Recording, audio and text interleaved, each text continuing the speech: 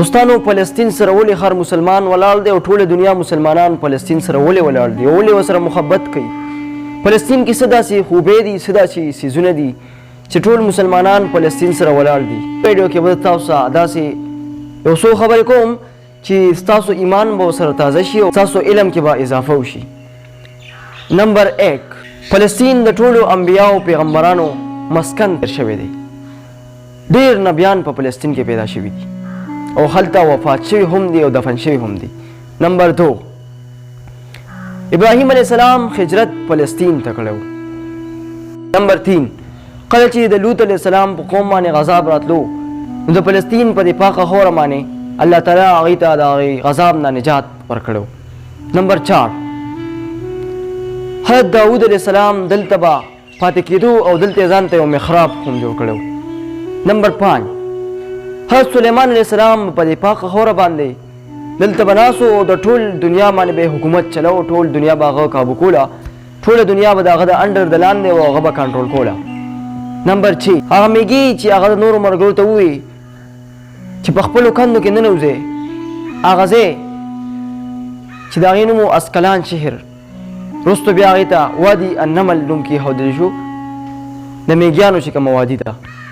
نمبر 7، د حضرت زکریا علیه السلام محراب هم په دې شهر کې دی.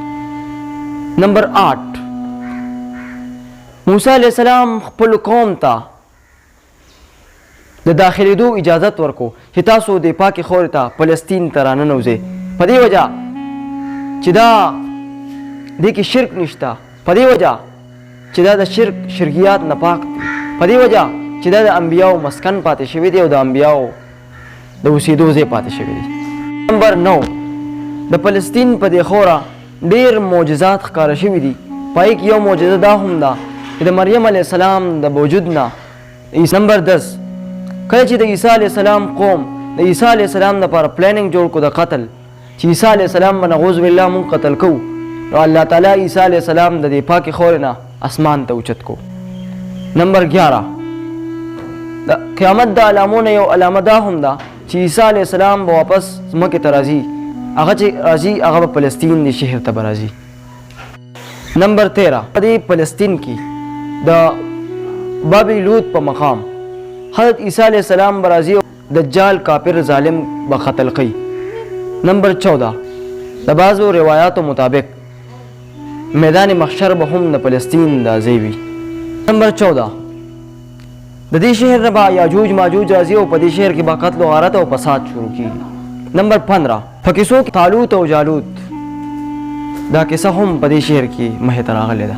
نمبر 16، د قبله اول چې کوم اعزاز دی هغه هم د فلسطین ته حاصل دی.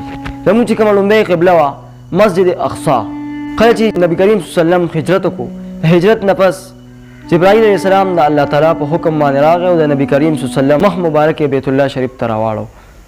په کوم مسجد کې چې دا واقعه مخې ته راغلې وه هغې مسجد ته اوس هم مسجد قبلتین ویلی شي.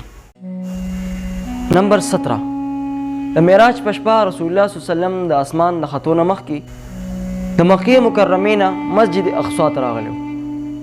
نمبر 18، په دغه شپه رسول الله صلی الله علیه وسلم امامت وکړو او ټول انبیا د هغې مقتدیان یو پېره بیا فلسطین د ټولو انبیاو مسکن پاتې شو. سیدنا ابو ذر رضی الله تعالی عنه رسول الله صلی الله علیه وسلم ته عرض وکړو چې رسول الله صلی الله علیه وسلم په مقدس مکه د ټولو لومړی مسجد کم یو جوړ شوی دی؟ رسول الله صلی الله علیه وسلم وفرمایل په مقدس مکه د ټولو لومړی مسجد یعنې جومات خانقاه به جوړه شوې.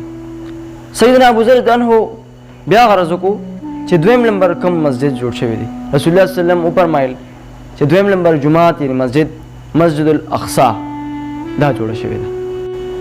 نمبر 20، د فلسطین د عظمت اندازه مونږ ته د دې خبرې نه لګي چې هلته هر یو مونځ 1500 درجې سیوا ثواب میلاویږي.